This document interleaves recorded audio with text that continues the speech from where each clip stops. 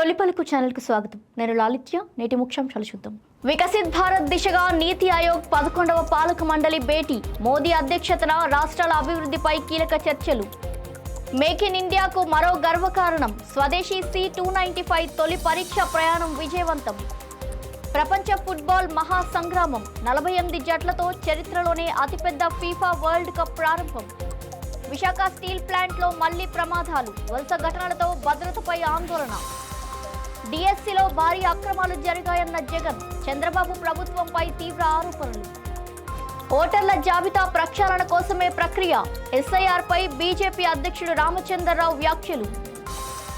చిన్నారుల భద్రతపై హరీష్ రావు ఆందోళన. పోక్సో కేసుల పెరుగుదలపై కాంగ్రెస్ పై విమర్శలు. ఇందిరాభవన్లో కాంగ్రెస్ అత్యవసర సమావేశం. కీలక సంస్థాగత అంశాలపై చర్చ. వర్షాలు పిడుగులతో నష్టాలపై యోగి ఆదిత్యనాథ్ సీరియస్. 24 గంటల్లోనే పరిహారం అందించాలంటూ ఆదేశాలు. సరిహద్దు ప్రాంతాలకు ఆకాశవాణి దూరదర్శన్ విస్తరణ. జైసల్మీర్లో 20 కిలోవాట్ FM ట్రాన్స్మిటర్లు ప్రారంభం. ప్రధాని నరేంద్ర మోదీ అధ్యక్షతన న్యూఢిల్లీలోని రాష్ట్రపతి భవన్ సాంస్కృతిక కేంద్రంలో నీతి ఆయోగ్ 11వ పాలక మండలి సమావేశం ప్రారంభమైంది. వికసిత్ భారత్ 2047 లక్ష్య సాధన, సమగ్ర మానవాభివృద్ధి, రాష్ట్రాల ప్రాధాన్యతలు, పారిశ్రామికీకరణ, నైపుణ్యాభివృద్ధి, ఉపాధి కల్పన వంటి కీలక అంశాలపై ఈ సమావేశంలో విస్తృతంగా చర్చ కొనసాగింది. వెనుకబడిన జిల్లాల అభివృద్ధి, PM ధనధాన్య కృషి యోజన, బాలల విద్య, పాఠశాల విద్య, ఉన్నత విద్య, క్రీడలు వంటి అంశాలపై నీతి ఆయోగ్ ప్రెజెంటేషన్ ఇవ్వనుంది. ఈ సమావేశానికి ఆంధ్రప్రదేశ్ ముఖ్యమంత్రి చంద్రబాబు నాయుడు, తెలంగాణ ముఖ్యమంత్రి రేవంత్ రెడ్డి సహా పలు రాష్ట్రాల ముఖ్యమంత్రులు, లెఫ్టినెంట్ గవర్నర్లు హాజరయ్యారు. భారత రక్షణ విమానయాన రంగంలో మరో కీలక విజయాన్ని దేశం సొంతం చేసుకుంది. దేశంలో తయారైన తొలి మేడ్ ఇన్ ఇండియా C-295 సైనిక రవాణా విమానం తన తొలి పరీక్షా ప్రయాణాన్ని విజయవంతంగా పూర్తి చేసింది. గుజరాత్లోని వడోదరాలో ఉన్న ఫైనల్ అసెంబ్లీ కేంద్రం నుంచి టేకాఫ్ తీసుకున్న ఈ విమానం సురక్షితంగా ల్యాండ్ అయ్యి కొత్త మైలురాయిని నెలకొల్పింది. ఎయిర్బస్, టాటా భాగస్వామ్యంతో భారత్లో నిర్మిస్తున్న మొత్తం 40 C-295 విమానాల్లో ఇదే మొదటిది. ఈ విజయంతో ఏడాది చివరికల్లా తొలి స్వదేశీ విమానాన్ని భారత వైమానిక దళానికి అందించే మార్గం సుగమమైంది. ఈ చారిత్రాత్మక ఘట్టాన్ని భారత వైమానిక దళం అభినందిస్తూ దేశీయ రక్షణ తయారీ సామర్థ్యానికి ఇది నిదర్శనంగా పేర్కొంది. Atmanirbhar Bharat, make in India లక్ష్యాలకు ఈ విజయం మరో బలమైన ముందడుగా నిలిచింది. ప్రపంచవ్యాప్తంగా క్రీడాభిమానులు ఎంతో ఆసక్తిగా ఎదురుచూస్తున్న ఫుట్బాల్ ప్రపంచ కప్ పోటీలు మరికొన్ని గంటల్లో ప్రారంభం కానున్నాయి. ఈసారి తొలిసారిగా 47 జట్లు బరిలోకి దిగుతుండటంతో టోర్నీకి మరింత ప్రాధాన్యం ఏర్పడింది. మరో విశేషం ఏంటంటే అమెరికా, కెనడా, మెక్సికో 3 దేశాలు సంయుక్తంగా ఈ మహా క్రీడా వేడుకకు ఆతిథ్యం ఇస్తున్నాయి. మ్యాచ్లు జరిగే వేదికల్లో ప్రత్యేక ప్రారంభ వేడుకలు నిర్వహించేందుకు ఏర్పాట్లు పూర్తయ్యాయి. భారత్ అర్హత సాధించకపోయినా దేశంలోని ఫుట్బాల్ అభిమానుల్లో ఉత్సాహం నెలకొంది. కొత్త ఫార్మాట్తో జరిగే ఈ టోర్నీ ప్రపంచ క్రీడా చరిత్రలో మరో ప్రత్యేక అధ్యాయంగా నిలవనుంది. విశాఖ స్టీల్ ప్లాంట్లో ఇటీవల జరిగిన ఘోర ప్రమాదం మరవక ముందే మరో 2 ప్రమాదాలు చోటు చేసుకోవడం కలకలం రేపుతోంది. నిన్న రాత్రి SMS-2 విభాగంలో లాడీల నుంచి ద్రవ ఉక్కు నేలపై చిందింది. ఇవాళ ఉదయం SMS-1 విభాగంలోని ఆర్గాన్ రిన్సింగ్ స్టేషన్లో లాడిక్కు రంధ్రం పడడంతో లిక్విడ్ స్టీల్ కింద పడింది. అదృష్టవశాత్తు 2 ఘటనలు జరిగిన సమయంలో అక్కడ కార్మికులు ఎవరూ లేకపోవడంతో పెను ప్రమాదం తప్పింది. అయితే జూన్ 8వ తేదీన ఇదే ప్లాంట్లో జరిగిన ఘోర ప్రమాదంలో 9 మంది ప్రాణాలు కోల్పోయారు. ఇదే నేపథ్యంలో వరుసగా ఇలాంటి ఘటనలు జరగడం భద్రతా ప్రమాణాలపై తీవ్ర సందేహాలకు తావిస్తోంది.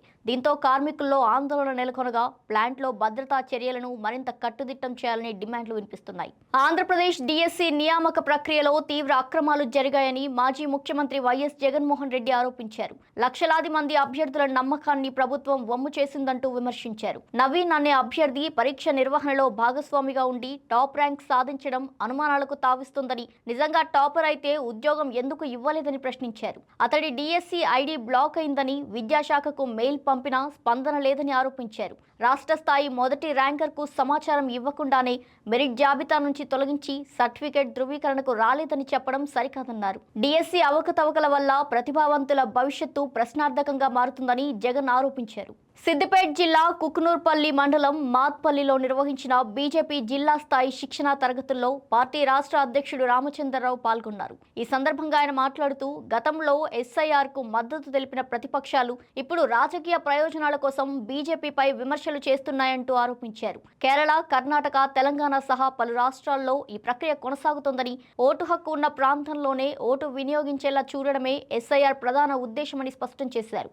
రాష్ట్రంలో ప్రత్యామ్నాయ రాజకీయ శక్తిగా బీజేపీపై ప్రజల్లో విశ్వాసం పెరుగుతుందని పేర్కొన్న ఆయన బీఆర్ఎస్, కాంగ్రెస్ ప్రభుత్వాలు రైతులు, విద్యార్థులు, ఉద్యోగులతో పాటు అన్ని వర్గాలను మోసం చేశాయని విమర్శించారు. ఇదే కార్యక్రమంలో మాట్లాడిన మెదక్ ఎంపీ రఘునందన్ రావు ఓటర్ల జాబితా ప్రక్షాళన కోసమే ఎస్ఐఆర్ అమలు చేస్తున్నామని, దీనిపై ప్రజల్లో ఉన్న అపోహలను తొలగించాలని కోరారు. ఎస్ఐఆర్ అమలులో ప్రభుత్వం పూర్తి పారదర్శకత పాటించాలని ఆయన డిమాండ్ చేశారు.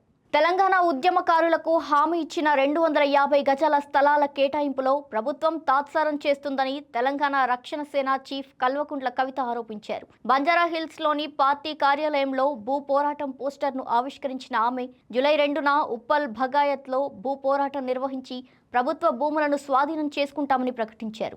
ఉద్యమకారులను వెంటనే గుర్తించి వారికి ఇస్తామన్న భూములను కేటాయించాలని డిమాండ్ చేసిన కవిత తెలంగాణ స్ఫూర్తిని దెబ్బతీసే కుట్రలను ప్రజలంతా ఐక్యంగా తిప్పికొట్టాలని పిలుపునిచ్చారు.